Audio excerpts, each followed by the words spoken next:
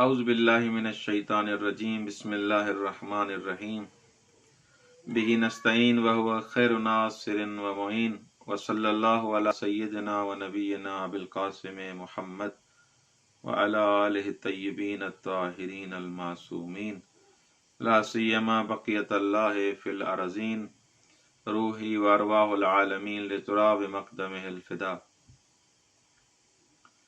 खुदावंद मुताल आप तमाम मोमिनीन को अपने हिफ्ज़ व अमान में रखे और आपकी तौफ़ीक़ात खैर में इजाफ़ा फरमाए। विलायत तकवीनी और तौहीद के हिसाब से काफ़ी दिनों से सवालात किए जा रहे हैं कि विलायत तकवीनी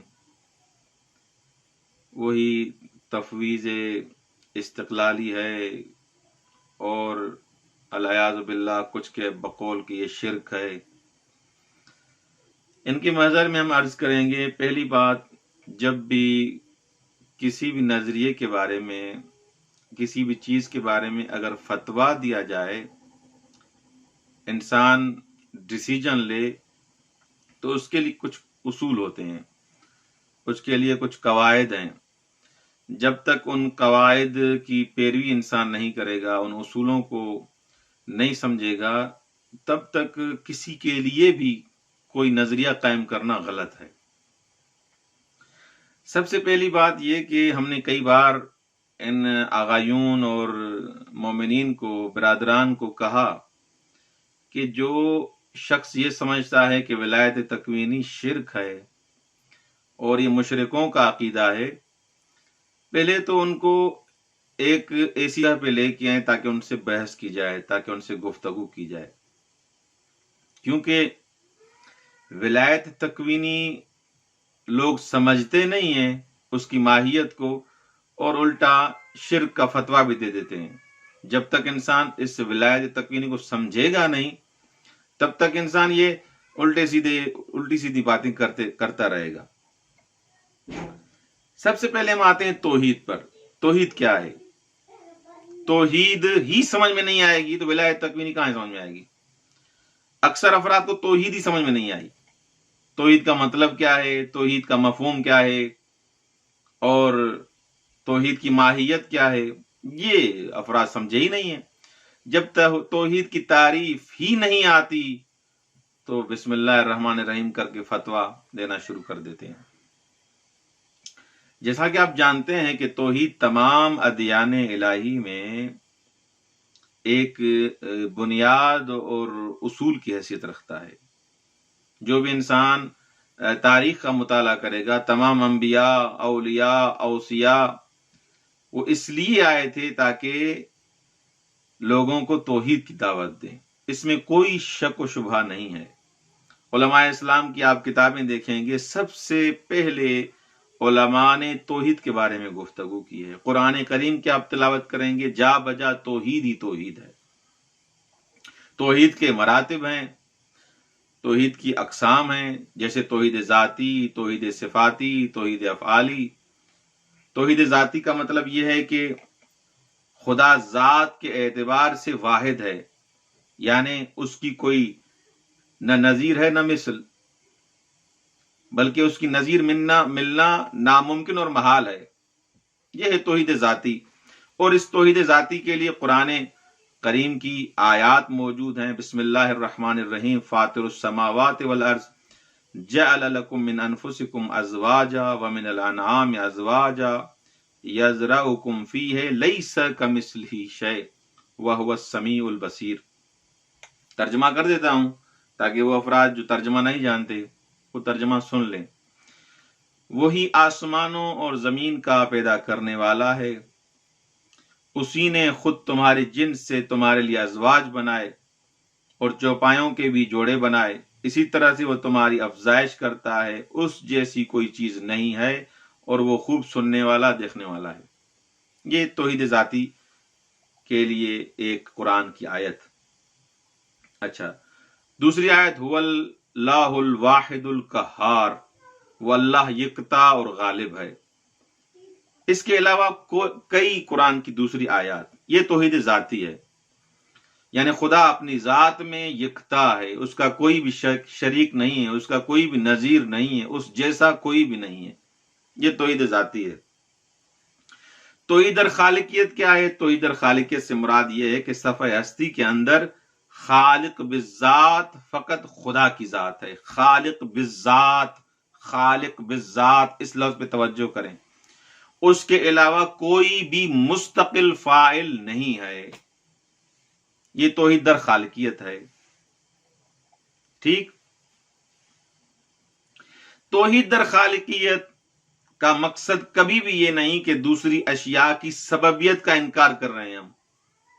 مثلا یہ جو اسباب اور مسببات کی دنیا ہے، ان کے اسباب اور مسببات سے کوئی بھی انکار نہیں کر رہا. مستقل فاعل بالذات خدا کی ذات ہے. ورنہ آپ یہ جو کام دنیا میں کرتے ہیں، یہ کیا کہتے ہیں؟ لا حول ولا قوت الا باللہ. لا حول ولا قوت الا باللہ. ہر پنجگانہ نماز میں، ہر نماز میں آپ پڑھتے ہیں لا حول ولا قوت الا باللہ. کوئی حول اور قوت نہیں مگر رب جلیل کی جانب سے. ہر قدرت اور طاقت خدا کی طرف سے ہے. اس میں کوئی شک نہیں ہے. کوئی متکلم، کوئی فیلسوف، کوئی عارف، کوئی عالم دین اس چیز میں انکار نہیں کرے گا. ہر حول، ہر قوت، ہر طاقت اور قدرت خدا کی طرف سے ہے.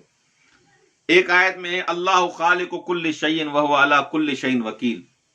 ہر چیز کا خالق خداوند متعال ہے. هو اللہ الخالق البارئ المصور له الاسماء الحسنى. یہ ساری توحید در خالقیت کی مثالیں. آتے ہیں توحید ربوبی کی طرف. توحید ربوبی کیا ہے؟ توحید ربوبی سے مراد یہ ہے کہ اس عالم کا، اس کائنات کا مدبر، چلانے والا ایک ہے. پوری کائنات کی جو تدبیر ہے اس میں اس کا کوئی شریک نہیں ہے. اچھا، یہ توحید ربوبی ہو گئی. اچھا، یہاں پر اصل بات یہاں پر سمجھنے کی ہے، وہ یہ ہے کہ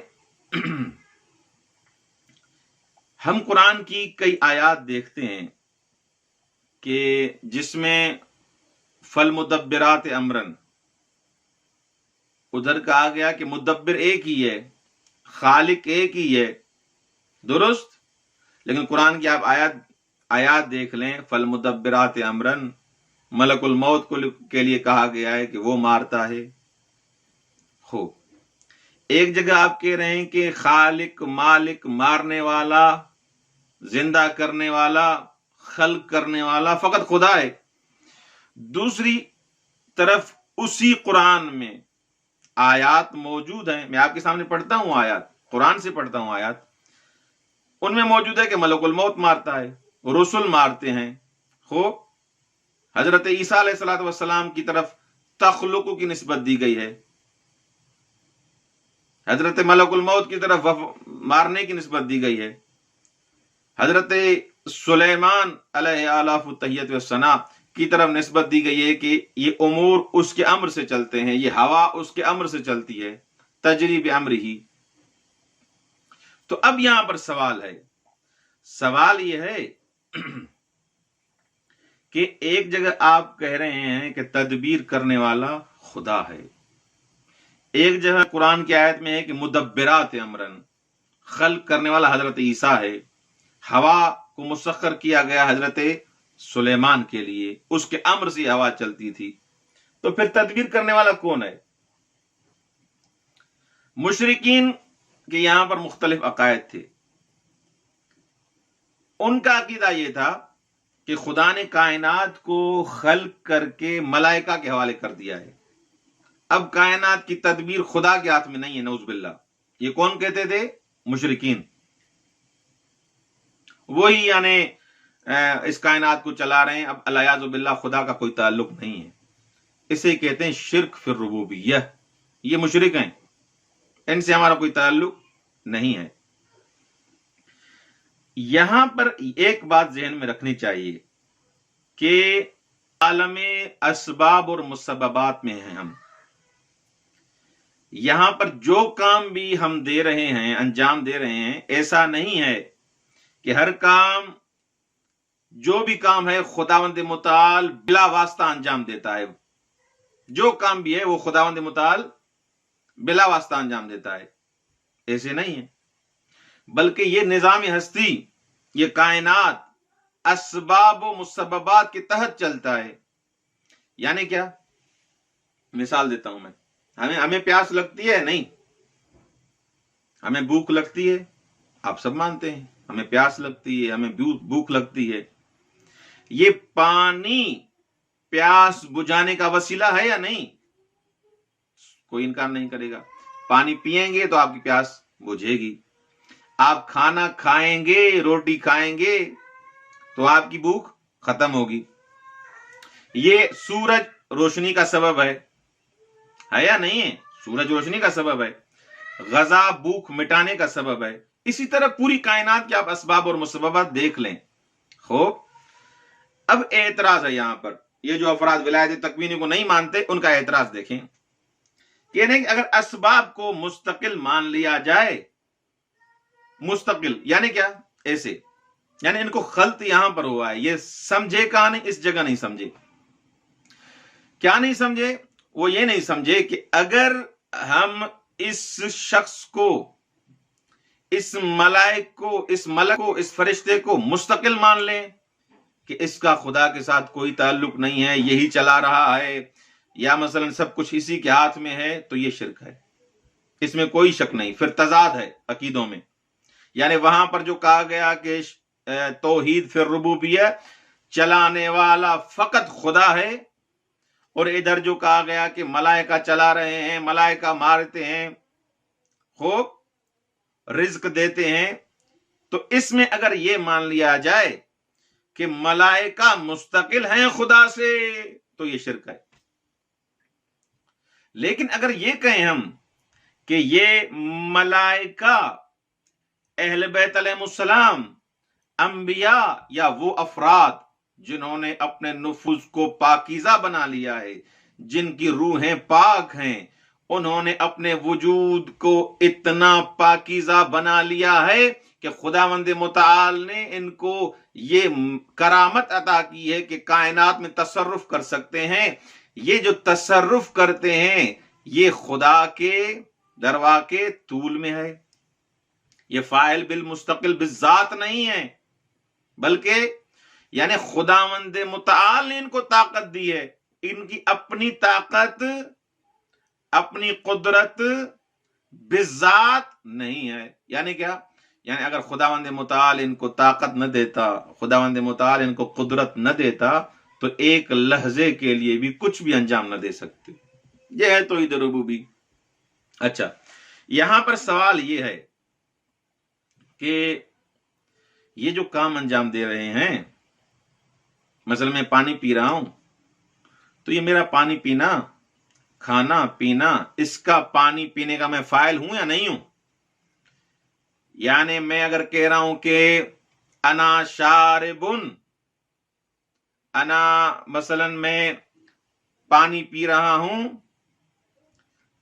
اس شخص نے ذهب زید، زید گیا الی کربلا، کربلا کی طرف. یہاں کربلا جانے والا، پانی پینے والا، کھانا کھانے والا، درس پڑھانے والا کون ہے؟ خدا ہے یا یہ شخص ہے؟ آپ سب کہیں گے نہیں صحیح، یہ تو یہ شخص ہے، پانی تو یہ پی رہا ہے، مجلس یہ پڑھ رہا ہے، عزاداری یہ کر رہا ہے. ادھر کہہ رہے ہیں کہ سب چیزیں خدا وند متعال کر رہے ہیں، فاعل وہی ہے، قدرت تو اسی کی ہے. تو اس کو یہاں پر کیوں کہہ رہے ہیں کہ یہ فاعل ہے، یہ عزاداری کر رہا ہے، یہ مجلس پڑھ رہا ہے؟ کیوں کہہ رہے ہیں؟ سوال ہے. یہاں جو آپ کہہ رہے ہیں کہ یہ پانی پی رہا ہے، یہ مجلس پڑھ رہا ہے، یہ عزاداری کر رہا ہے، یہاں نسبت دے رہے ہیں کہ یہ مولا حسین کی عزاداری کر رہا ہے، یہ ذکر شبیری کر رہا ہے، اس کی طرف نسبت دے رہے ہیں جو یہ کام انجام دے رہا ہے. درست؟ ٹھیک. لیکن جب اہل بیت علیہ السلام اس کائنات میں تصرف کرتے ہیں، کوئی معجزات دکھاتے ہیں، کوئی کرامت دکھاتے ہیں، جیسے وہ قالین سے شیر آیا، اس شیر نے اس قالین، جو قالین تھی واقعاً قالین تھی، وہ کپڑا تھا، وہ دھاگے تھے، ان دھاگوں میں جان آئی مولا علی ابن موسیٰ الرضا علیہ الصلوۃ والسلام کے حکم سے، اور وہ شیر بن گیا اور اس شیر نے اس جادوگر کو نگل لیا۔ یہ کس کا فعل تھا؟ کس کے امر سے یہ کپڑا دھاگا شیر بنا؟ مولا رضا علیہ الصلوۃ والسلام کے حکم سے۔ اب ہمارا یہ نظریہ نہیں ہے کہ مولا رضا علیہ الصلوۃ والسلام نعوذ باللہ یہ خدا کے مقابلے میں آ گئے ہیں، ان کی طاقت اور قدرت خدا سے ہٹ کر ہے، نہیں، یہ دم بدم، لحظہ بلحظہ، سیکنڈ ب سیکنڈ خدا کے محتاج ہیں۔ لیکن یہاں پر جو فعل انجام دیا جا رہا ہے ان کی اس کرامت کی وجہ سے، ان کی پاکیزگی کی وجہ سے، ان کے اس مقام کی وجہ سے، انہوں نے جو ولایت تکوینی دکھائی، اس دھاگوں میں جان ڈالی، وہ بھی خداوند متعال نے ان کو طاقت دی ہوئی ہے، لیکن اس کا فائل حضرت مولا رضا علیہ السلام ہے یا نہیں ہے؟ قطعاً ہے۔ کیوں؟